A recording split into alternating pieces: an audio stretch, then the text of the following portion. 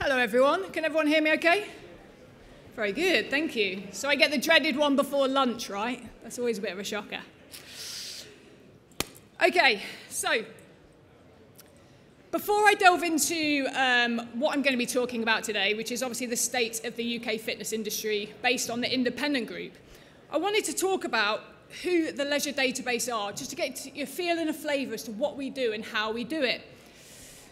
The leisure database was founded 20 years ago by David Minton, and as I said, the daddy of data. He has collected so much data over the last 20 years, analysed it, and reported on it for all of the industry to read and understand the trends and insights. So when we say we collect data, what does that mean? Once a year, we complete an annual audit of the fitness industry. We visit in person, we call them on the phone, we do online searches. This year, in January, February and March, we contacted 7,000 UK venues and collected their data. What do we do with that data? We produce state of industry reports. So generalised reporting, we can tell you the new openings, the closings, the market value. We can tell you how many spin bikes are in the Northwest region. We can also write bespoke reports. So we take our fitness data, we layer it on the categorisation of the UK population and report into you about your venue. So stuff like, we know how many potential members are in walking distance to your facility. We know how many of your members are metro high flyers or urban renters. We know where your members are, we know how much they spend, we know how to speak to them, and more importantly, how to keep them. We can even take your data, run it through our system against our industry data and our population data, and report it back to you so you guys can perform better. So ultimately, we are a data company, right? But we take that data and we report intelligence back to you, so ultimately we can make more money and grow. Who am I? So I am the Chief Operating Officer of the Leisure Database, but actually I stand in front of you today as an independent operator as well. 7 years ago, I exited my personal training studio in central London, so I feel like I've kind of earned my stripes to walk in this room a little bit, as I've been through a lot of what you guys have been through as independents. As I said there, my background was personal training, owned my own studio. I then moved into consultancy within the industry. More recently, I developed a class cover app. If you can't cover your classes, you can post an app on and cover it on the app. And more recently, obviously, my work with the Leisure Database company. I've been shocked, actually, at the data these guys hold. And truthfully, when I owned my PT studio, I wish I knew I had this stuff actually available to me to make informed decisions. And this is the critical bit. So right now, I'm going to talk you through and break down one of our reports, which is our annual report that has been done for about 17 years, I think. But I'm going to focus it purely on your sector. So we drill into that data. And the reason why we're doing this, the independents, you guys, are categorised as private clubs, okay? So there's 4,446 private clubs in the UK. 2,207 of them are independents, right? So you guys are practically half of the entire private sector.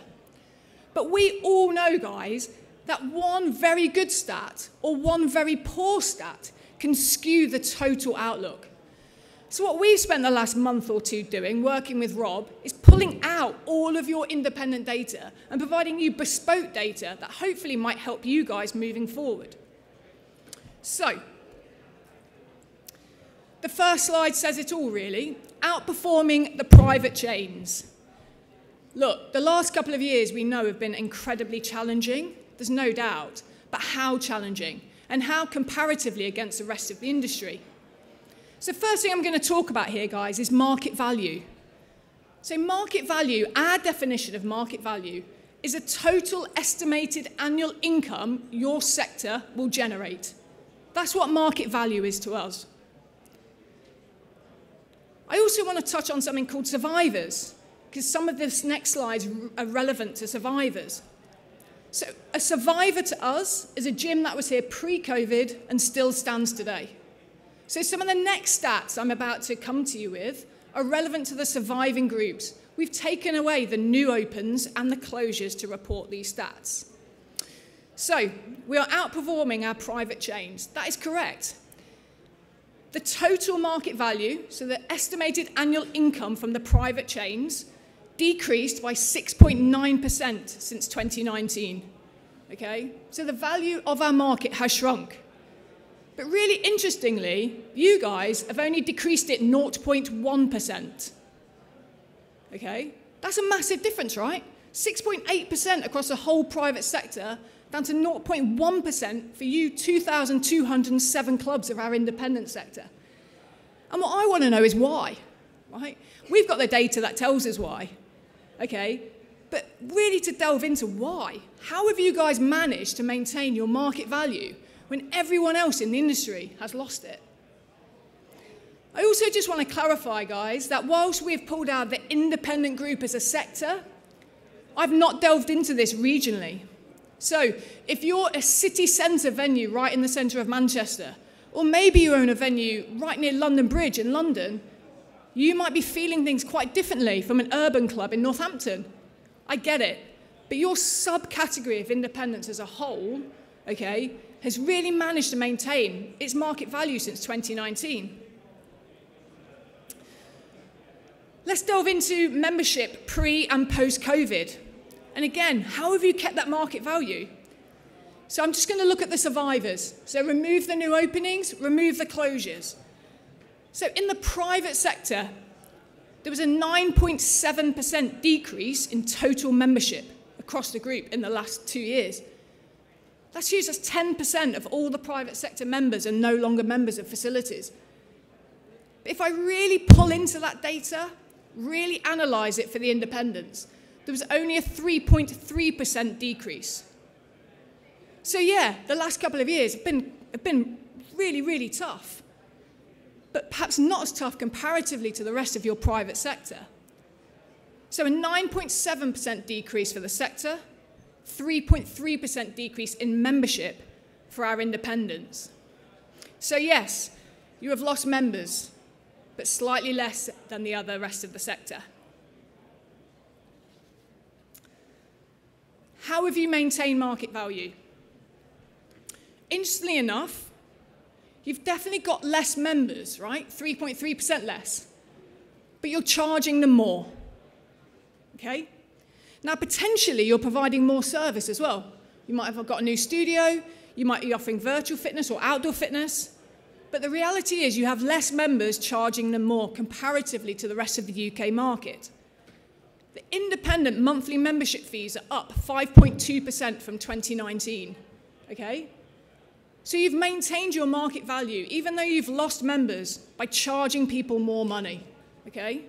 And they're paying it, so that's a great sign. Going to touch on here what's in a name, okay? Now, a name for us indicates a name change, a rebrand, and or a change in club management or ownership. So that is what we categorize as a name change. Gyms that had a name change since 2019, which could be a change of management, okay, increased their membership by 1.9%. So this group of clubs were one of the only subgroups of clubs in the UK industry that have shown a membership increase in the last 2 years. Everyone else's membership has decreased, apart from ones that have gone through a rebrand or a name change or a change of management.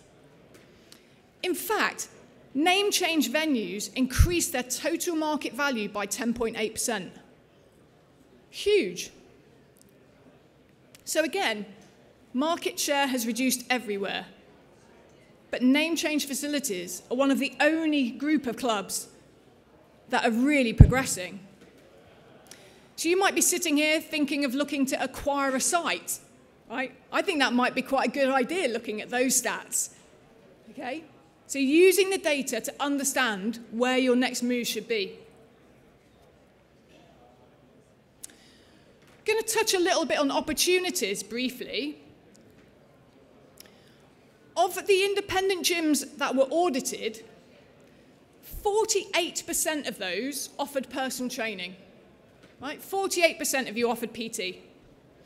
But interestingly enough, compared to the rest of the private sector, 87% offer PT.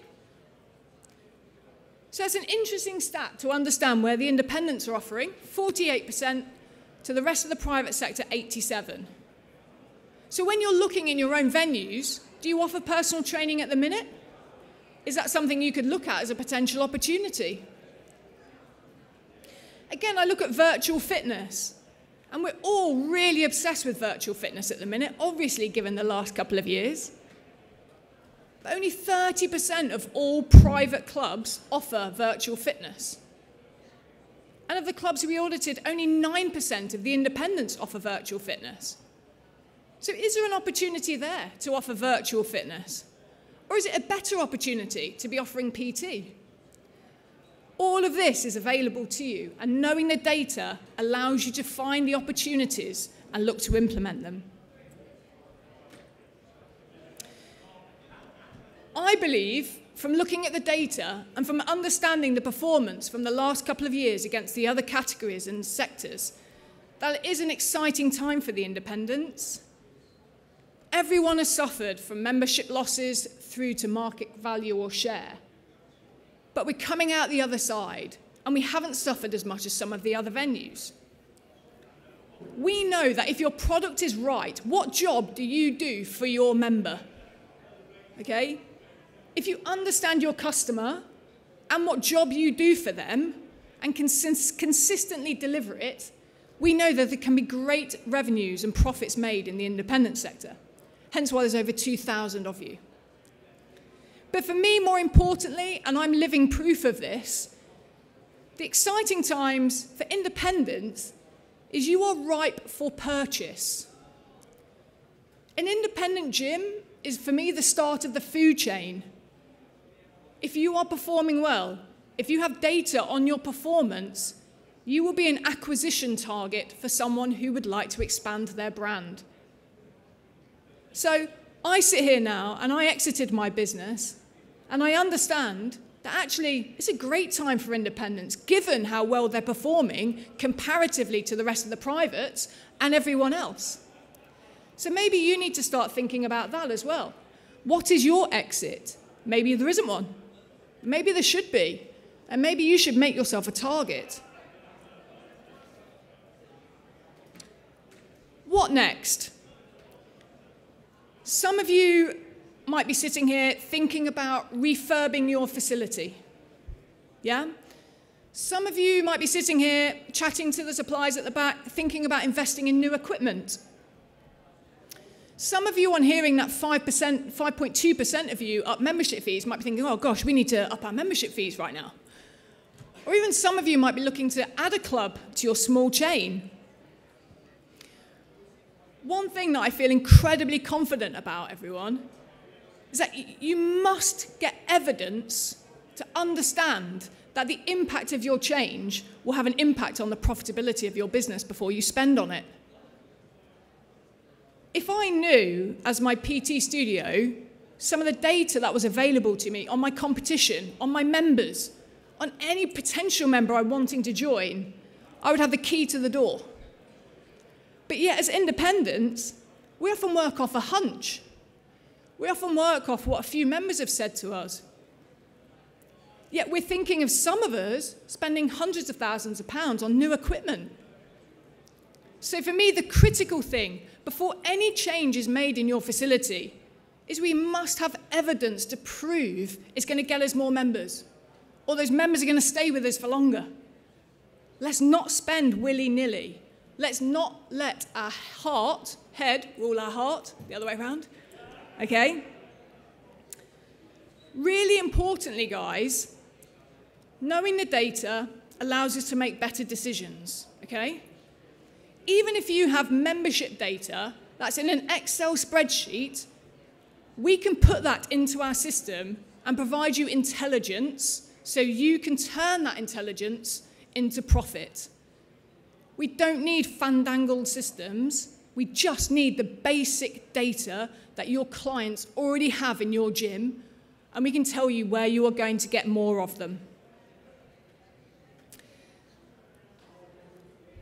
With the State of the Industry report, we've written an independent one, okay? There's loads more detail in that. I've given you a little flavour of a few of the stats that we've spoken about within the report. There's openings, closures, regionals. There's some really impactful change that's happened in your independent group, okay? You should buy that report. It's £89. You should see the level of data that's available to you. And you should think before you make any decision in your business, you should get that data to prove, not just because you need a bank loan, but to prove that it's the right decision to make you more profit. I've really enjoyed chatting to you today. I understand some of the stats might seem quite large and quite different to what you might have been experiencing in your own venue, in your own site. But understanding what your sector is doing comparatively to the other sectors must give you some confidence that you're doing something right. Understand your member, get the data on where they are, make informed decisions, and look to sell. That is my opinion of where we're moving for. That's what I managed to do, and I hope that you all take some of this with you today.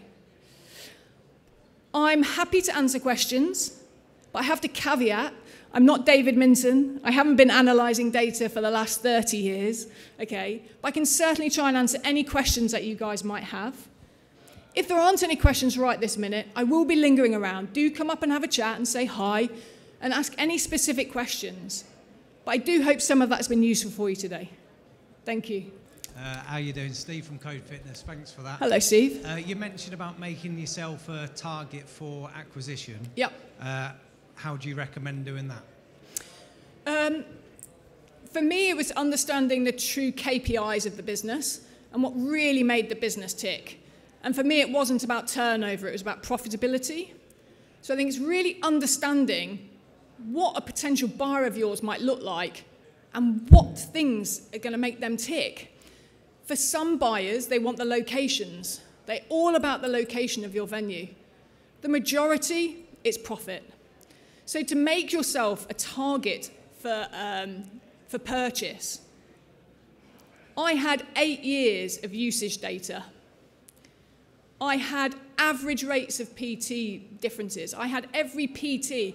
I nailed every bit of data for that venue. And I could predict year on year what was going to happen and how the tweaks I could make would impact my profitability. So how I was able to sell was I presented that and showed that I knew everything about my business. And it wasn't based on, this might happen or this might not. And so I think really understanding your customer and what job you do for them, and sometimes diversity isn't necessarily the right approach. If your customer wants one thing and you're going to get more of them, just do that one thing really, really well. Profit is key, and data around that profit and how you can tweak those things to impact that profit is how I was managed to sell my business. And I think sometimes as well, it's looking at who is going to acquire you. So it could be within your area. There could be like little groups of brands that are expanding. It could be large chains. Some of that is getting you on their radar early. I'm working in another business at the minute, and I'm seeing that they're already chatting to someone who might buy them in a year or two's time. That's incredible. That's amazing. Okay? Nothing is new. Everything can be shared. So there's nothing that's going to be stolen by those things. But chatting now to people that could potentially buy you so they can understand your decisions and how you're making them to impact profit is what I would say is how I managed to do it and how others might do. Has that answered your question a little bit? Great, thank you. You said that we're coming out the other side of the pandemic over the last 10 years and stuff like that, and the industry, we as the private sector have done really well and been extremely resilient compared to the others. Do you not think the challenge is the next 12 months and the 18 months ahead of us, not what we've just done for the last 2 years? We're here now. To me, I think that there's clubs, quite a lot of clubs or people that are right on the edge right now. You know, and the next 12 to 18 months is going to be the challenge, not what they've done. They've passed that. Absolutely. And to recognise we can only analyse data that has happened. We are unable to analyse data in the future. So we can only analyse data of where we got up to on the 31st of March 2022. What we can do, though, is use some of that data to provide you opportunities, okay? Like how I mentioned very two simple ones then, about what we're doing in levels of personal training comparatively to the rest of our sector, what we're doing by way of virtual fitness comparatively to the rest of our sector. What we're using is the historical data to potentially provide you some opportunities that you might delve into further to see if that's areas of growth. I couldn't agree more. Our cost lines are going to be massively squeezed. There's no doubt about it. No doubt. But if we understand the data of what we're choosing, sometimes it's not just about selling more. Let's throw money at the problem and keep selling more of the same stuff. If the people aren't buying it, maybe we need to ask what they want and what job we do for them. And I think so much of what I chat to with operators, their decision-making process isn't thorough. There's not comparative knowledge. It's a hunch, it's a feeling, it's a conversation with members. And so to go back and answer your question and agree, yeah, I think it's going to be a really difficult 18 months. But I do think understanding more of your members, getting their data, where do they live? Are they walking distance? Are they driving distance? You know, how much do they earn? Are they going to be daytime members or are they going to be evening members? What's the point in doing an off-peak membership if everyone in your catchment area that's going to pay for your membership will only come at peak time? Why make that decision? You want to make an off-peak membership because it's a cheaper membership, so you can write on your marketing, prices from. That makes no sense. Understand who your customer is, and then you can really target them with your products. And use various data and opportunities that's happening within the industry. They're your benchmark in some ways. So yes, you have to run an incredibly tight ship in your cost lines. But when you look at your sales lines and what products you offer, I believe confidently that there are opportunities that we aren't offering comparatively to the rest of our private sector. That without massive spend, we can look to incorporate and deliver consistently. And I think that's what our members want, consistent, brilliant service, more so than perhaps anything else. Thank you once again, guys. Enjoy the rest of the show, and I'll hopefully chat to you all soon. Thank you.